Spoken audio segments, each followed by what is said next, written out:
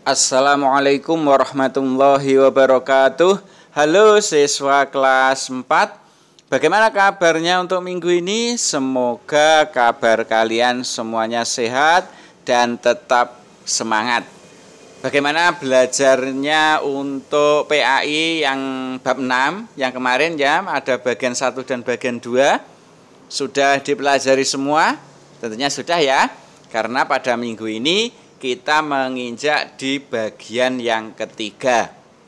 Nah, bagian yang ketiga dari bab 6 ini nanti kita akan membahas yang pertama terkait dengan menulis dan menghafal surat At-Tin. Ya, kemarin sudah kan surat At-Tin, kemudian arti dari At-Tin. Nah, sekarang kita nanti akan belajar menulis dan menghafal surat At-Tin. Kemudian berikutnya yang kedua yang akan kita pelajari adalah hadis tentang silaturahim. Seperti yang ini kata-kata yang ada di bab 2 ini, hadis tentang silaturahim. Oke, langsung saja kita coba ingat kembali terkait dengan surat At-Tin. Mari kita baca bersama-sama.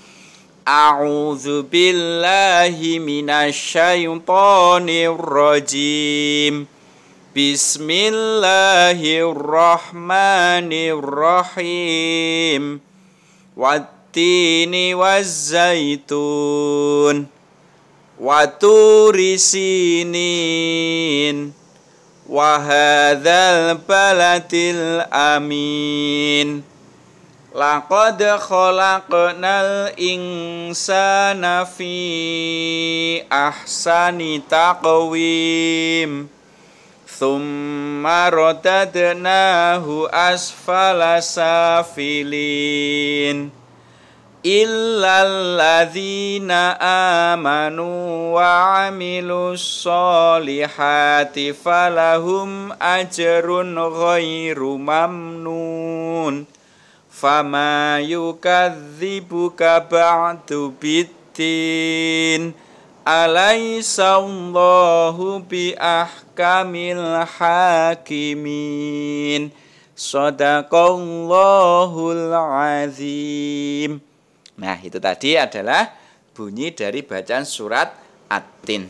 Kemudian kita coba untuk menulis surat At-Tin. Sebelum itu tata cara menulis huruf Arab yang harus kalian perhatikan. Yang pertama adalah menulis huruf Arab itu dimulai dari kanan ke kiri. Ya, beda dengan menulis huruf bahasa Indonesia itu. Kalau kita biasa menulis itu kan dari kiri ke kanan. Tapi kalau menulis huruf Arab, termasuk menulis Al-Quran, termasuk juga menulis surat At-Tin, itu dimulai dari sisi sebelah kanan menuju ke kiri. Kemudian dalam menulis itu perhatikan huruf-hurufnya. Ya, karena dalam huruf Arab itu ada yang bisa menyambung, ada juga yang bisa disambung, ada juga yang tidak bisa menyambung, dan ada juga yang tidak bisa disambung. Jadi kalian harus memperhatikan apakah huruf-huruf itu bisa disambung atau tidak. Kemudian berikutnya adalah perlu kita ketahui bersama bahwa huruf-huruf Arab, huruf alif, ba, ta, dan seterusnya itu belum bisa dibaca. Ya. Dan huruf Arab itu jika akan dibaca harus diberi harokat. Jadi jangan lupa dalam menulis huruf Arab termasuk juga menulis surat At-Tin itu harus ada harokatnya, ya. Oke, berikutnya ini adalah tata cara menulis surat At-Tin ya. Kita ini di sini ada garis ya. Garis ini gunanya adalah untuk melihat ya, untuk melihat apakah huruf-huruf dalam surat At-Tin itu berada di tengah-tengah garis atau di atas garis atau di bawah garis. Contohnya adalah ayat pertama ini, wattini wazaitun. Ketika di garis tengah seperti ini, maka ada yang tepat di garis, ada yang terletak di atas garis, dan ada yang terletak di bawah garis. Contoh huruf wawunya ini. Huruf wawunya ini untuk yang atas ini berada di atas garis, kemudian sampai berada di bawah garis. Kemudian kalau huruf alif, setelah kan alif, huruf alifnya itu di atas garis sampai garis, dan seterusnya. Itu kita harus memperhatikan ya, agar nanti tulisan Arab kita, tulisan Atin kita menjadi rapi dan bagus. Termasuk juga ayat yang kedua. Ini ada yang di bawah garis. Contohnya adalah huruf na ini. Nah, huruf nun yang bawah, yang paling terakhir itu di ayat kedua, itu titiknya berada di atas garis, dan huruf nunnya selain titik itu berada di bawah garis. Jadi dari garis menuju ke bawah garis dan kembali ke atas ke garis lagi. Tuh. Jadi kalau kita terapkan di sini, nun itu seperti ini. Ya, untuk melengkurnya seperti ini, kemudian nanti di atas garis ada titiknya. Itu ya. Itu adalah cara menulis huruf nun, dan seterusnya. Nanti ayat yang ketiga, kemudian keempat, kelima, kemudian kita lanjut ayat ke-6, 7, 8 sampai selesai. Itu nanti kita harus memperhatikan apakah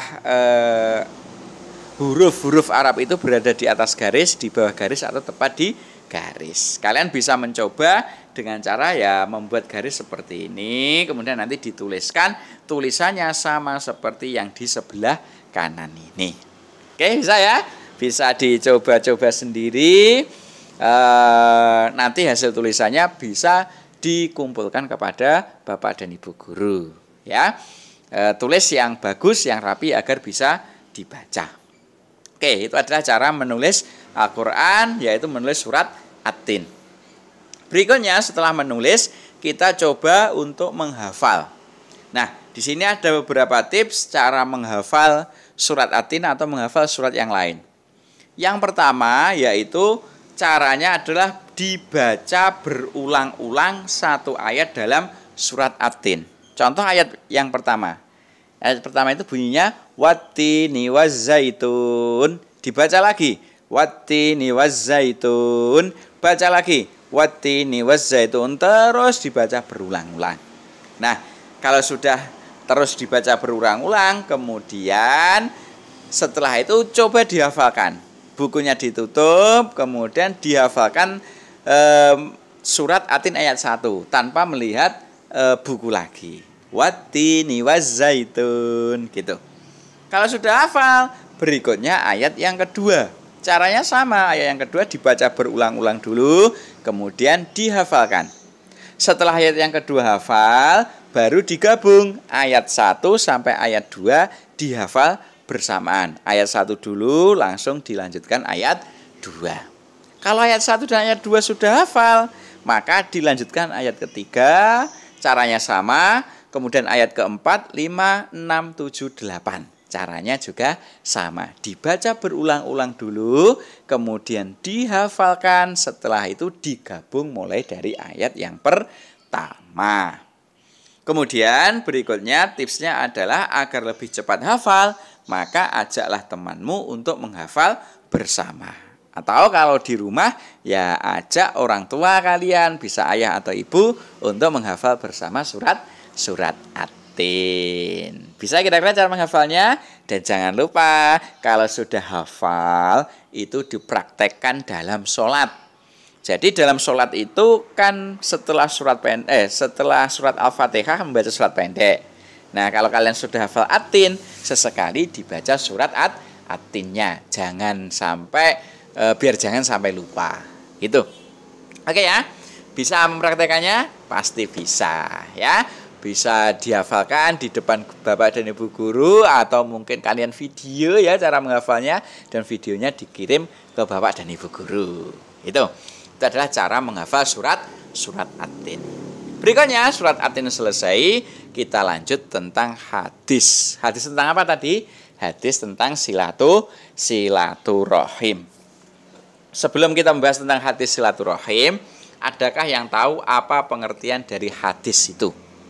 Nah, ini nanti kita bahas terkait dengan hadis. Yang pertama, peninggalan dari Nabi Muhammad itu yang terpenting ada dua, ya, yaitu Al-Quran dan hadis. Apa itu Al-Quran dan apa itu hadis? Al-Quran itu adalah firman Allah yang diturunkan kepada Nabi Muhammad. Itu namanya Al-Quran, dan salah satu surat dalam Al-Quran yang kita pelajari minggu-minggu kemarin dan minggu ini yaitu surat At-Tin. Itu termasuk salah satu surat dari Al-Quran. Itu merupakan firman Allah. Berikutnya kalau hadis itu pengertiannya adalah perkataan, perbuatan, dan ketetapan Nabi Muhammad. Jadi hadis itu bisa perkataan Nabi Muhammad, bisa perbuatan Nabi Muhammad, bisa juga ketetapan Nabi Muhammad. Itu namanya hadis. Kalau firman Allah tadi namanya Al-Quran. Kalau segala sesuatu yang datangnya dari Nabi Muhammad, baik itu perkataan, perbuatan maupun ketetapan, itu namanya hadis. Oke, sekarang hadis tentang silaturahim. Sebelum kita membahas hadisnya, apa itu silaturahim? Silaturahim itu adalah mempererat tali persahabatan atau mempererat tali persaudaraan. Jadi yang namanya silaturahim itu adalah menyambung tali persaudaraan atau menyambung tali persahabatan. Agar kita punya banyak saudara, agar kita punya banyak sahabat. Ya, itu sangat penting ya. Karena kalau kita itu punya banyak teman, punya banyak saudara, maka kita akan menjadi bahagia. Nah, dengan silaturahim kita akan menjadi banyak teman dan saudara. Seperti yang saya sampaikan tadi ya. Pentingnya silaturahim itu kita akan mempunyai banyak teman, kita akan mempunyai banyak saudara. Dan silaturahim ini sangat dianjurkan dalam agama Islam. Salah satu anjurannya yaitu berupa hadis Nabi tentang silaturahim. Hadis yang berupa perkataan. Ini dia hadisnya. Ya, hadisnya panjang. Ya, ini hanya diambil tentang yang ada kaitannya dengan silaturahim. Jadi ada titik-titik di awal sama titik di akhir ini, berarti sebelum dan sesudah hadis ini masih ada hadis yang lain, gitu. Bunyi hadisnya adalah wa man kana yu'minu billahi wal yaumil akhir falyasil rahimahu. Ini diriwayatkan oleh muttafaqun alaih an Abi Hurairah. Jadi dari Abu Hurairah yang meriwayatkan adalah muttafaqun alaih.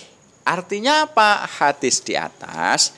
Hadis di atas ini artinya adalah barang siapa yang beriman kepada Allah dan hari akhir, maka hendaklah mempererat silaturahim. Jadi kalau kita itu beriman kepada Allah dan juga beriman kepada hari akhir, maka kita harus mempererat tali silaturahim. Itu merupakan hadis Nabi. Nah, mengapa kita diperintah untuk mempererat tali silaturahim? Karena banyak sekali manfaat tentang silaturahim itu. Apa saja manfaatnya? Yang pertama, tentu dengan silaturahim kita akan mendekatkan diri kepada Allah. Dengan bersilaturahim kita lebih dekat kepada Allah. Karena silaturahim itu diperintahkan atau dianjurkan dalam agama Islam. Yang kedua, dengan silaturahim itu akan menjaga kerukunan antar sesama manusia. Jadi kalau kita itu sering silaturahim, maka tidak akan ada lagi pertengkaran, tidak akan ada lagi permusuhan, tidak ada perkeributan, yang ada hanya kerukunan antar sesama teman, antar sesama manusia.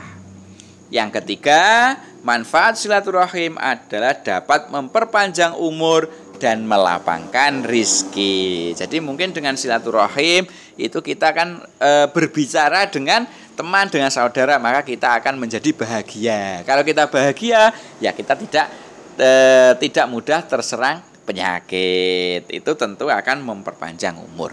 Dan juga bisa melapangkan rezeki, ya, dengan silaturahim nanti bisa banyak berbicara tentang ya berbagai hal, termasuk tentang rezeki. Kemudian yang keempat, manfaat dari silaturahim adalah menghibur teman atau saudara. Makanya kalau ada teman yang sakit atau ada teman yang kesusahan, kita datang ya silaturahim untuk menghiburnya.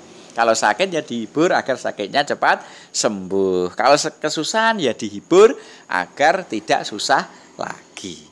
Nah, itu merupakan manfaat silaturahim yang keempat. Manfaat yang kelima adalah membantu memecahkan masalah. Jadi dengan silaturahim, nanti kalau ada teman kita yang kita silaturahim itu bermasalah atau ada masalah yang perlu dipecahkan, yang perlu pendapat orang lain, maka kita bisa memberikan pendapat kita, membantu untuk memecahkan masalah tersebut. Dan yang terakhir adalah manfaat silaturahim sebagai bentuk beriman kepada Allah. Ini sesuai dengan hadis Nabi tadi, barang siapa yang beriman kepada Allah dan hari akhir, maka hendaklah menyambung tali silaturahim. Karena banyak sekali manfaatnya, ayo kita bersilaturahim kepada tetangga, kepada teman, dan kepada saudara siapapun. Oke, bisa kira-kira? Pasti bisa, ya. Sementara itu saja, sedikit materi ini semoga bermanfaat. Saya akhiri. Assalamualaikum warahmatullahi wabarakatuh.